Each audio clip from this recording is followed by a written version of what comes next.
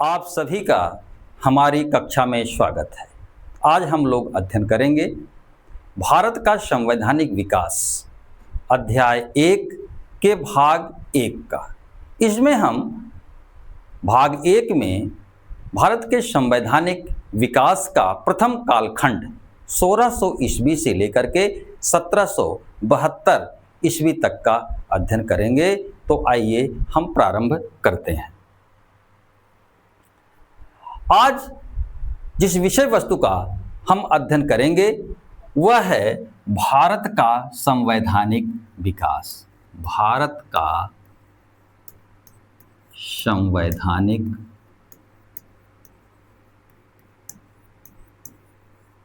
संवैधानिक विकास।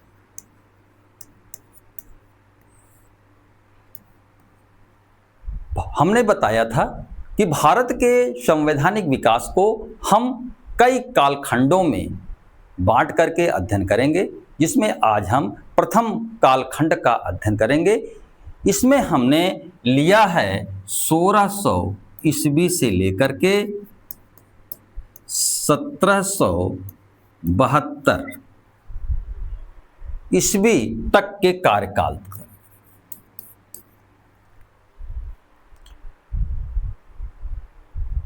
एक समय था कि जब भारत को सोने की चिड़िया कहा जाता था। एक फ्रांसीसी पर्यटक था जिसका नाम वर्नियर था। क्या था? वर्नियर। इस वर्नियर ने भारत की समृद्धि, यहाँ की अपार संपदा का वर्णन करते हुए टिप्पणी किया था। उसने कहा था कि भारत एक ऐसा गहरा कुआं था जिसमें चारों ओर से संसार भर का सोना चांदी आ करके जमा होता था, परंतु यहाँ से बाहर जाने का कोई रास्ता नहीं था। हमें संवैधानिक विकास 1600 से 1772 को जानने से पहले हमें जानना है कि यूरोपीय अंग्रेज भारत में क्यों आए और कैसे आए। किसने जो है समुद्री मार्ग का यूरोप से लेकर के भारत तक खोज किया। सबसे पहले नाम आता है वास्को डी गामा का। किसका? वास्को डी गामा, जिसका नाम आप लोगों ने पहले ही सुन रखा होगा। वास्को डी गामा भारत में आने वाला पहला समुद्री यात्री है। कैसा समुद्री यात्री है? पहला समुद्री यात्री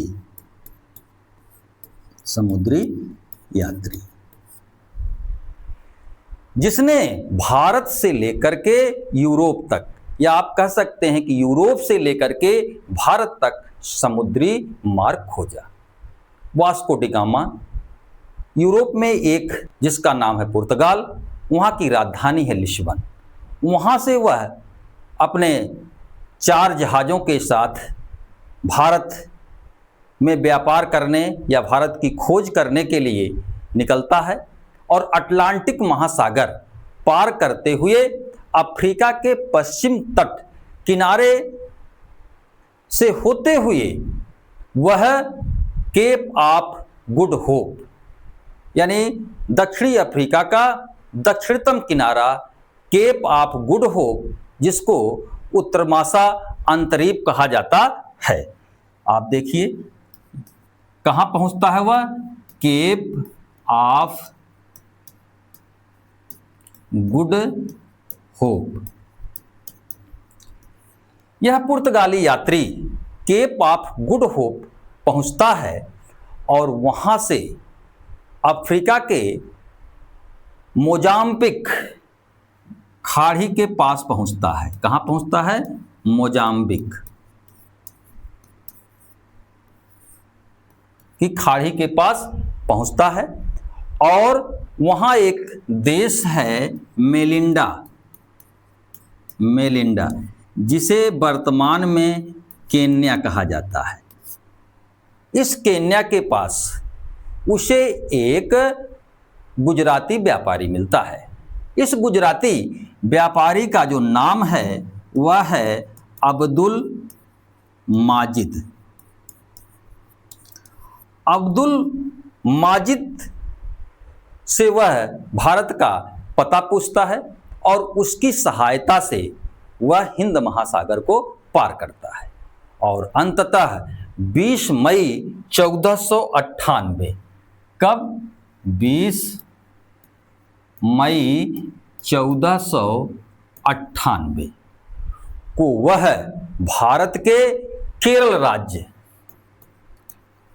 राज्य और केरल राज्य के मालाबार तट के पास पहुंचता है। इस मालाबार तट के पास कालीकट और इस कालीकट को वर्तमान में कोझिकोड कहा जाता है। क्या कहा जाता है? कोझिकोड।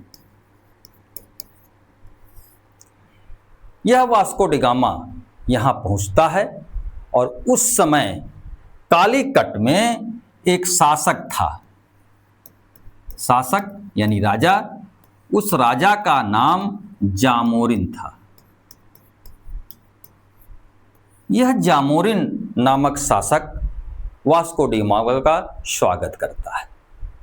यह जामोरिन जो शासक था यह एक हिंदू शासक था और जो जामोरिन शब्द है यह उस राजा का उपाधि था जिसको सामुतिरी या समुद्राधिपति कहा जाता था, जिसे पुर्तगालियों ने जामोरिन कहा।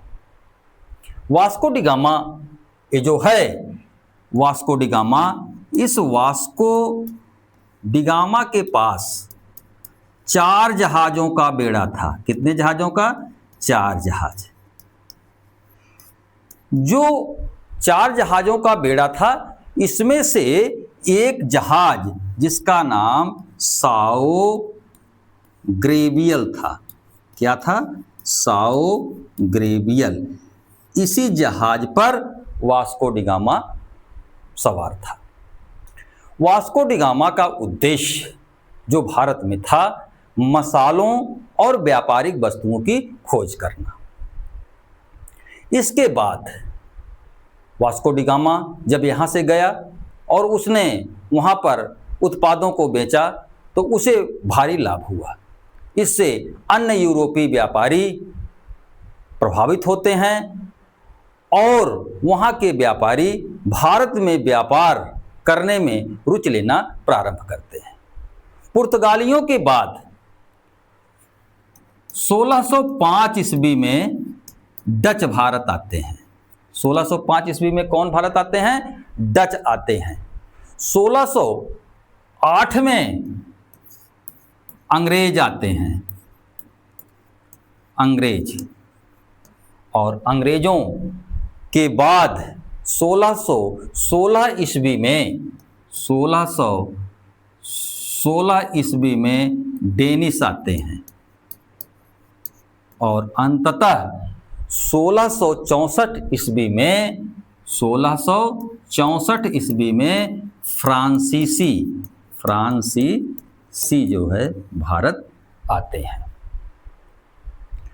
18वीं शताब्दी के प्रारंभ तक किसी भी यूरोपीय कंपनी का यह साहस नहीं था कि वह भारत की राजनीति में किसी भी प्रकार का हस्तक्षेप कर सके।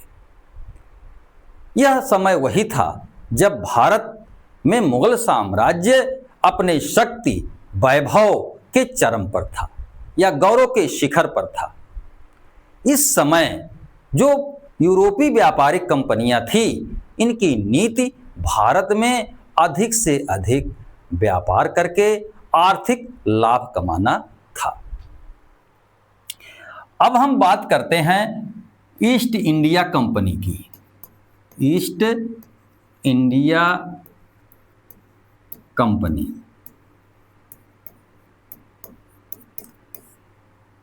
अब यह ईस्ट इंडिया कंपनी जिसका पूरा नाम the Governor and Company of Merchants of London Trading to the East Indies था।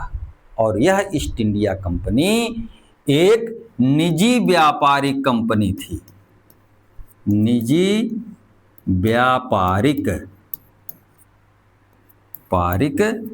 कंपनी। यह सरकारी कंपनी नहीं थी, बल्कि यह एक निजी व्यापारिक कंपनी थी। इसे ब्रिटेन की कौन महारानी, और इस महारानी का नाम था एलिजाबेथ।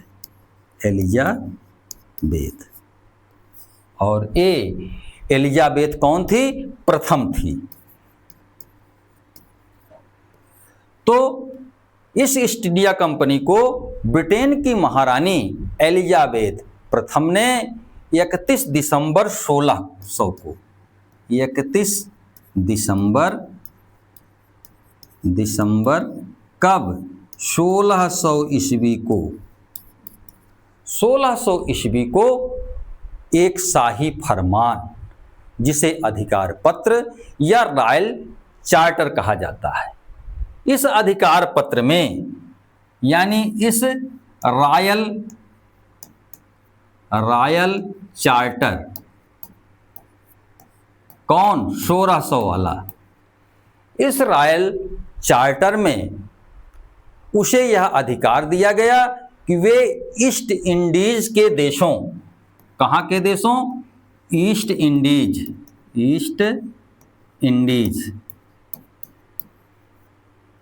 इंडीज के देशों, जिसमें भारत, दक्षिण पूर्व एशिया, मलक्का से जावा श्याम आदि जो देश हैं, इन देशों के साथ व्यापार करने के लिए एकाधिकार, यानी ईस्ट इंडिया कंपनी के अलावा ईस्ट इंडीज देशों में अन्य कोई यूरोपीय कंपनी व्यापार नहीं कर सकती है। अब प्रश्न उठता है कि जो ईस्ट इंडिया कंपनी है, यह ईस्ट इंडिया कंपनी, यह कंपनी किन नियमों के अधीन चलाई जाएगी? जिन अधिनियमों के अधीन यह कंपनी चलाई जाएगी, उन नियमों का प्रावधान इस 1600 ईस्वी के चार्टर में कर दिया गया। अब ये प्रावधान क्या थे? पहला था कि कंपनी के जितने भी सदस्य, यानी कंपनी में जितने भी व्यापारिक सदस्य थे, सभी मिलकर के, सारे लोग मिलकर के प्रति वर्ष यानी हर साल ये लोग क्या करेंगे? एक गवर्नर और 24 समितियों का, एक गवर्नर और 24 समितियों का निर्वाचन करेंगे। क्या करेंगे? निर्वाचन। यहाँ एक बात और जान लेना जरूरी है कि जो समितियां हैं, ये कई व्यक्तियों से मिलकर नहीं बनती थी, बल्कि एक व्यक्ति एक समिति होता था, एक समिति। इस प्रकार से आप देखिए कि जो एक गवर्नर और 24 समितियां बनी, तो उसमें कुल सदस्यों की संख्या 25 होगी, यानी एक गवर्नर और 24 समितियां। यानी कंपनी का सारा जो प्रशासन और नियंत्रण था, इन्हीं जो है 25 व्यक्तियों के हाथों में था।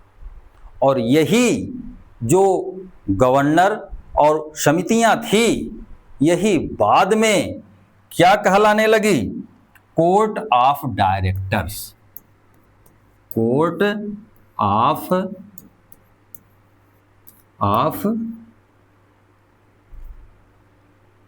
डायरेक्टर्स।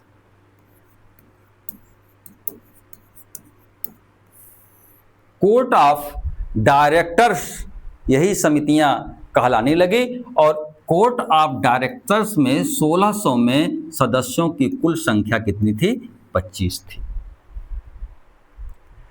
कंपनी का जो गवर्नर यानी जो कोर्ट ऑफ डायरेक्टर्स था, यह किसी एक जगह पर बैठ करके कंपनी के मामलों में विचार विमर्श कर सकते थे और आवश्यक निर्णय भी ले सकते थे। वे कंपनी और उसके अधिकारियों के सुशासन के लिए नियमों और कानूनों का निर्माण कर सकते थे, आवश्यक आदेश तथा आज्ञाएं जारी कर सकते थे। अपने कानूनों को पालन करवाने के लिए कंपनी से सजा और जुर्माना भी दे सकते थे, लेकिन इसके साथ यह शर्त थी, यह कोर्ट ऑफ डायरेक्टर्स जितने भी कानून, जितने भी नियम, जितने भी आदेश, जितने भी आज्ञाएं जारी करता, उसके लिए यह शर्त थी कि वह इंग्लैंड के विधियों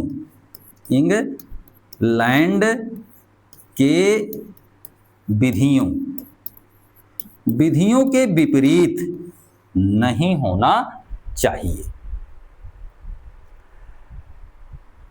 1600 ईस्वी में जो रॉयल चार्टर कंपनी को प्रदान किया गया 15 वर्षों के लिए, 1609 ईस्वी में 1600 में तो रॉयल चार्टर आया और 1609 ईस्वी में जो 15 वर्षों के लिए व्यापारिक एकाधिकार ईस्ट इंडिया कंपनी को दिया गया था, वह क्या कर दिया गया? अस्थाई कर दिया गया। यानी 1609 ईस्वी में व्यापारिक एकाधिकार को अस्थाई कर दिया। अब ईस्ट इंडिया कंपनी को जब रॉयल चार्टर से भारत पर व्यापारिक अधिकार मिल गया, तो ईस्ट इंडिया कंपनी का पहला जहाज, जिसका नाम हेक्टर था, यह कैप्टन कौन था? हॉकिंस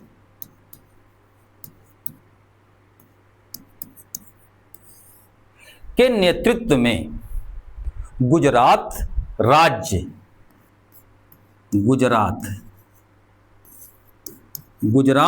के सुवाली बंदरगाह में 1608 ईस्वी को पहुंचा। यह कैप्टन हॉकिंस वहां के ब्रिटेन के राजा ने अकबर से मिलने के लिए भेजा था। तब तक भारत की परिस्थितियां जो है विपरीत हो गई थी। भारत में जहांगीर का शासन हो गया था और टॉमस रो आता है और भारत में अपना व्यापारिक केंद्र स्थापित करने के लिए तत्कालीन सम्राट जहांगीर से अनुमति मांगता है और जहांगीर अंग्रेजों को भारत में व्यापारिक केंद्र स्थापित करने की अनुमति देता है और 1613 ईस्वी में जहांगीर के शाही फरमान यानी उनके इजाजत और उनके संरक्षण से सूरत में, किस जगह पर? सूरत में अंग्रेजों की पहली बस्ती और व्यापारिक केंद्र की स्थापना होती है। फिर क्रमशः 1616 ईस्वी में मसूलीपट्टनम, कहाँ?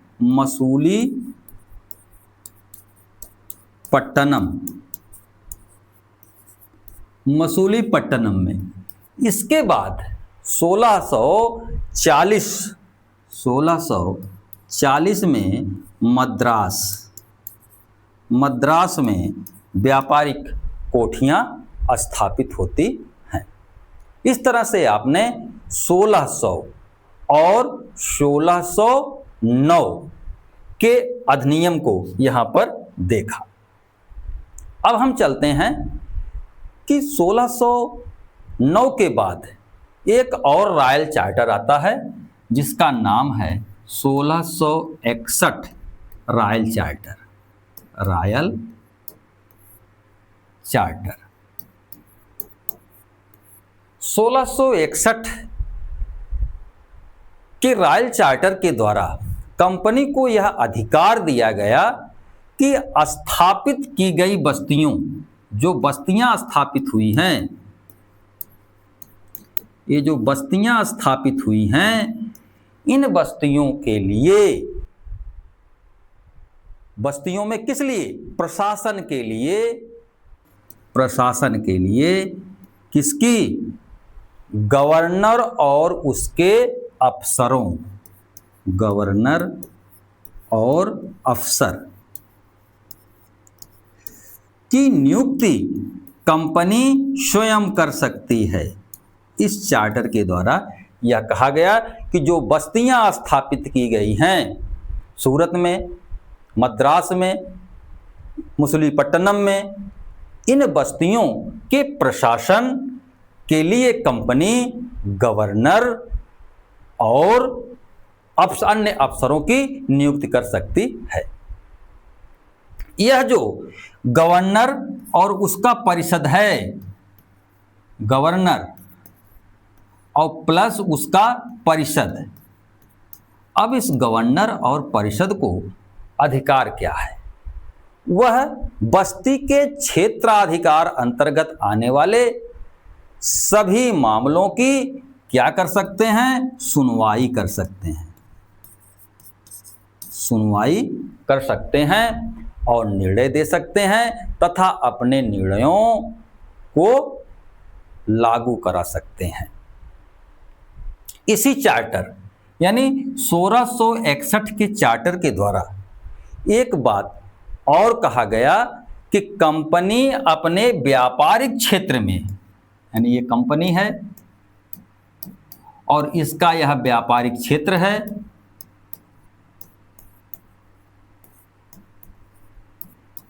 इस क्षेत्र में कंपनी को गैर ईसाइयों के साथ, कौन? गैर ईसाई, जो ईसाई नहीं हों, गैर ईसाई के साथ युद्ध छेड़ने,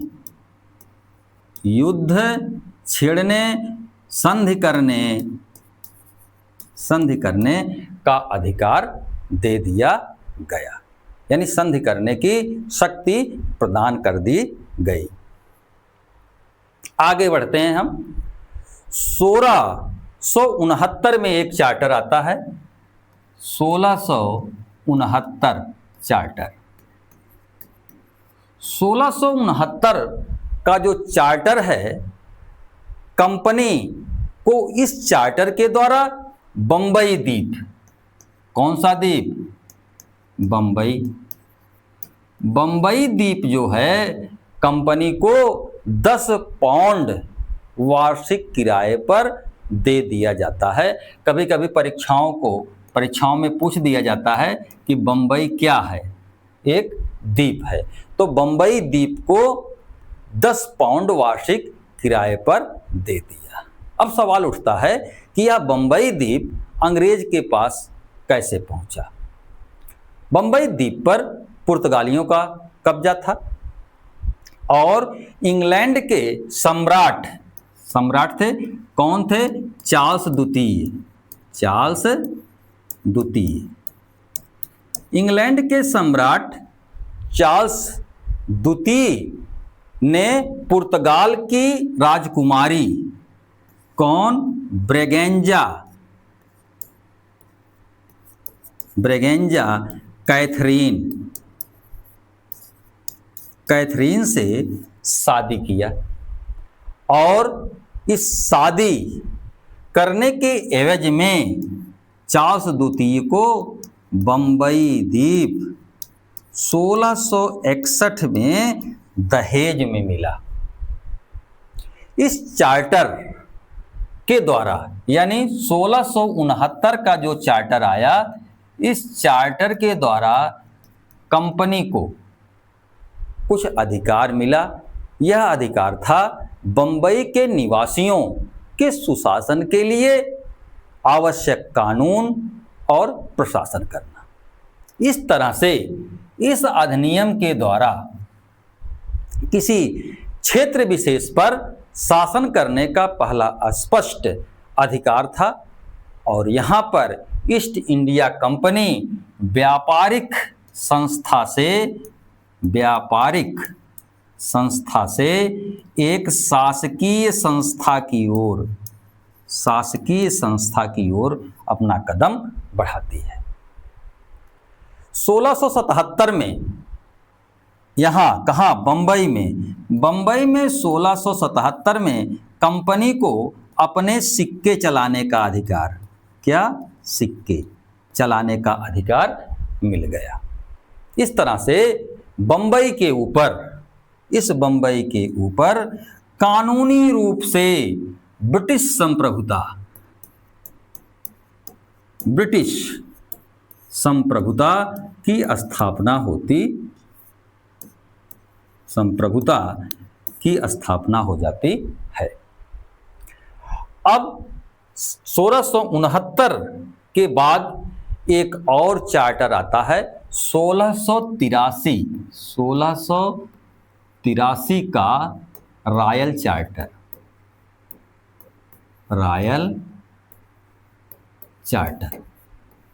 अब 1683 के रॉयल चार्टर के द्वारा क्या कहा गया, कंपनी को, ये कंपनी है, इस कंपनी को युद्ध और शांति का अधिकार दे दिया गया। किंतु इस चार्टर के द्वारा यह कहा गया कि कंपनी को स्वयं संप्रभुता धारण करने का अधिकार नहीं है। संप्रभुता धारण करने का अधिकार नहीं है। वह ब्रिटिश साम्राज्य, ब्रिटिश साम्राज्य के प्रतिनिधि के रूप में अपना आधिपत्य और संप्रभुता स्थापित करती है। इसके बाद आता है 1686 का चार्टर।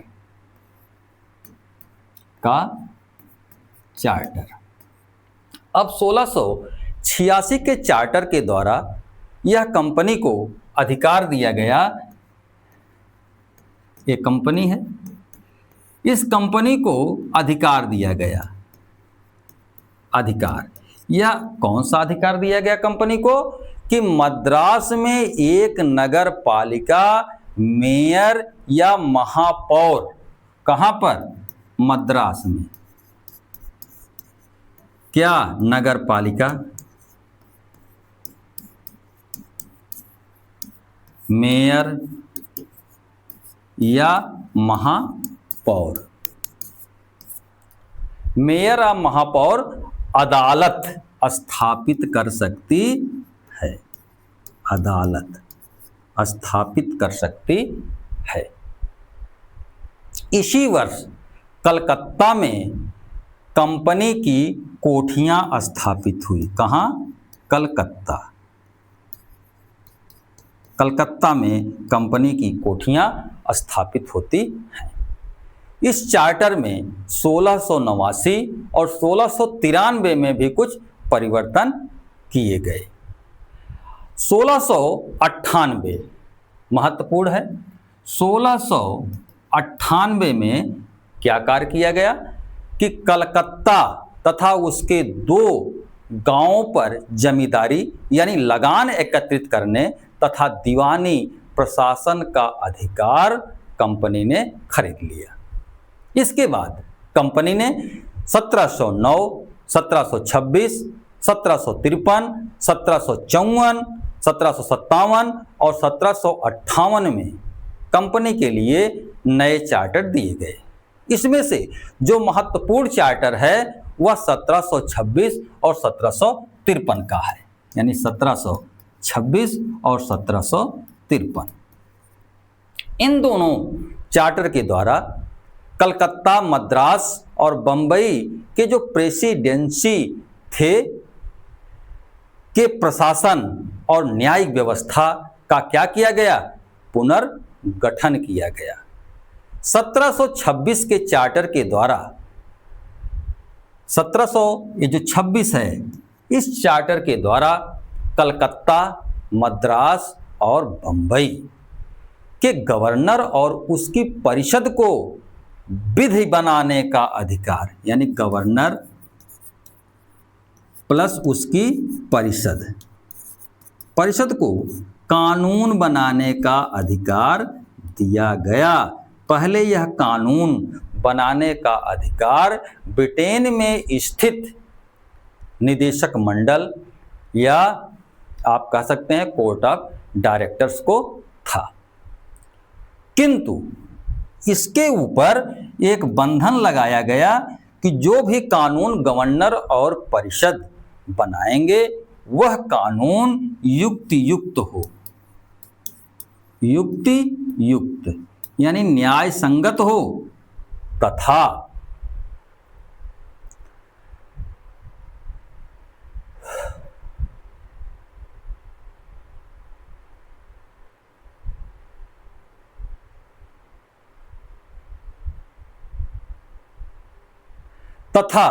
यह ब्रिटेन के विधियों के विपरीत ना हो, तथा यह विधि यानी कानून वहाँ का जो निदेशक मंडल है, निदेशक मंडल उसके द्वारा अनुमोदित होना चाहिए। इस प्रकार से कंपनी एक व्यापारिक संस्था ना होकर एक क्षेत्रीय और प्रशासकीय शक्ति हो गई। क्षेत्रीय और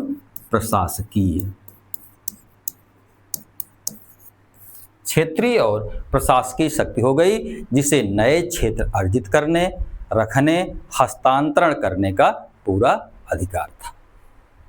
1707 ईस्वी में मुगल सम्राट औरंगजेब की मृत्यु होती है और केंद्रीय प्रशासन पर्याप्त कमजोर होता है। अब ईस्ट इंडिया कंपनी जो है, इस ईस्ट इंडिया कंपनी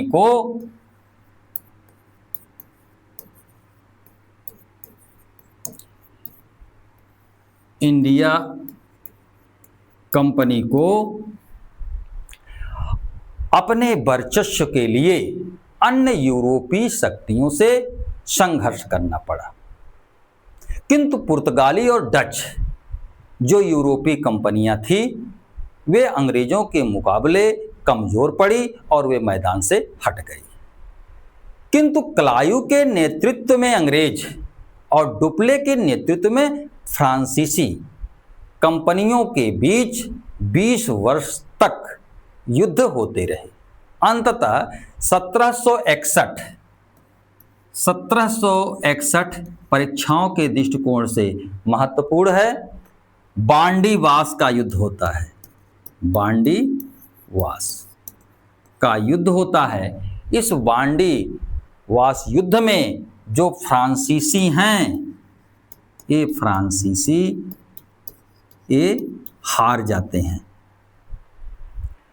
तथा जो है पेरिस की संधि होती है। कौन सी संधि? पेरिस की संधि। इस पेरिस की संधि से यह तय किया गया कि चंद्रनगर और पांडिचेरी सहित कुछ बस्तियों को छोड़कर अब फ्रांसीसियों का किसी क्षेत्र पर कोई अधिकार नहीं रहा। इस तरह से अब भारत में अंग्रेजों से अंग्रेजों से टक्कर लेने वाली कोई भी यूरोपीय शक्ति नहीं रही।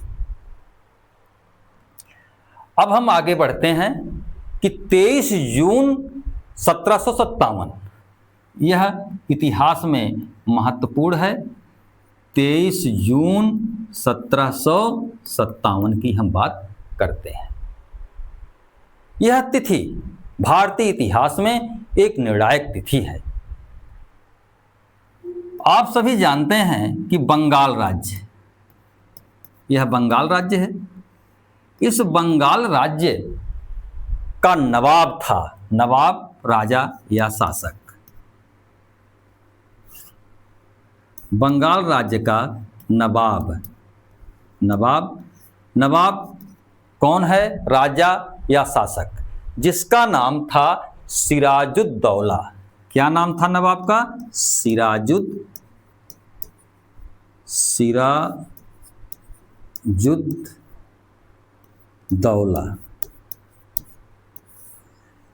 यह सिराजुद्दौला बंगाल का नवाब था।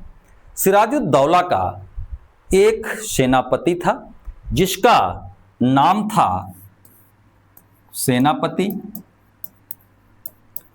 इस सेनापति का नाम था मीर जाफर। इस मीर जाफर को अंग्रेजों ने लालच दिया कि वह उसे बंगाल का नवाब बना देंगे, और वह अंग्रेजों से मिल गया। 1757 में कलायू के नेतृत्व में प्लासी का युद्ध होता है। प्लासी एक मैदान है जो पश्चिम बंगाल के नदिया जिले में भागीरथी यानी गंगा के तट पर स्थित है। इस प्लासी का युद्ध होता है और यह जो सिराजुद्दौला है यह हार जाता है, और अंग्रेज जो हैं वे मीर जाफर को बंगाल का नवाब बना देते हैं। मीर जाफर से भी अंग्रेजों की तनातनी होती है और वे मीर कासिम को जो है बंगाल का नवाब बना देते हैं। यह प्लासी का युद्ध ही वह युद्ध है जिसने भारत में अंग्रेजी साम्राज्य की नींव रखी। प्लासी के युद्ध के बाद एक युद्ध और महत्वपूर्ण है जिसे बक्सर का युद्ध कहा जाता है। अब यह बक्सर का युद्ध क्या है? इस बक्सर के युद्ध में अंग्रेजों की निर्णायक सत्ता भारत में स्थापित हुई।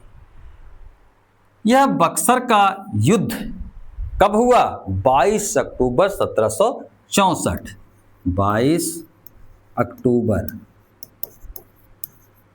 अक्टूबर कब? 1764 में होता है। और यह बक्सर कहाँ है? बिहार में है। 1759 में दिल्ली का मुगल बादशाह 1759 में दिल्ली का जो मुगल बादशाह था उसका नाम शाह आलम द्वितीय था। शाह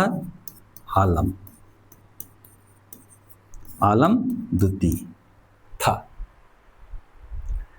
और बंगाल का नवाब हमने आपको बताया ही, कौन था? मीर कासिम उस समय था। इसके साथ साथ अवध प्रांत, ये तो बंगाल, इसके साथ साथ अवध का नवाब शुजाउद्दौला था।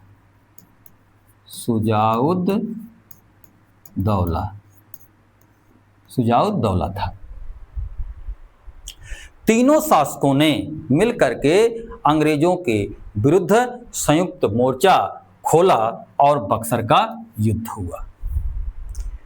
इस बक्सर के युद्ध में अंग्रेजों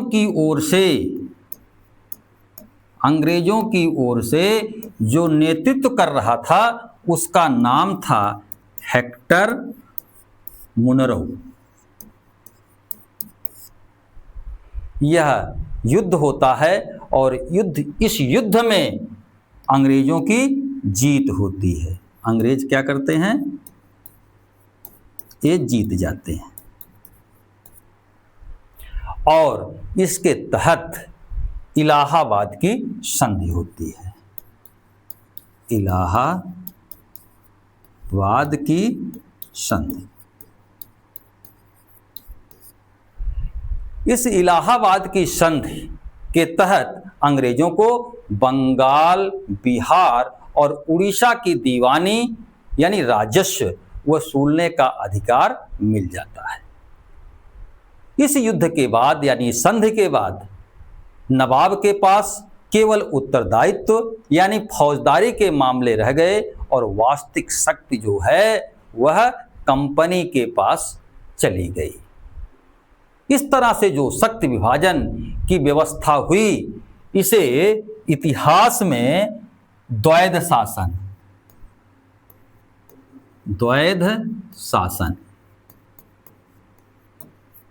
के नाम से जाना जाता है, जिसमें दीवानी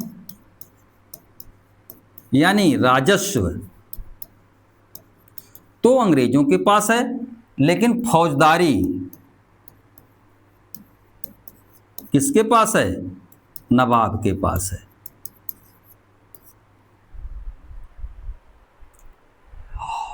यह जो द्वैध शासन व्यवस्था आई, इस द्वैध शासन व्यवस्था का जनक जो था वह लियो कर्टिस था। कौन? लियो कर्टिस। इसने द्वैध शासन व्यवस्था को जन्म दिया था और यह व्यवस्था जो द्वैध शासन की रही, यह शासन व्यवस्था जो थी यह 1772 तक चलती रही। इस काल में यानी 1600 लेकर के 1772 तक का जो काल रहा है, इस काल में भारतीयों का अंतहीन शोषण होता रहा। ब्रिटिश संसद का एक सदस्य था जिसका नाम लेविस था। लेविस ने कहा कि इंडिया यानी ईस्ट इंडिया सरकार से अधिक भ्रष्ट, दुराचारी, लुटेरी सरकार इस सभ्य संसार के इतिहास में दूसरी नहीं है।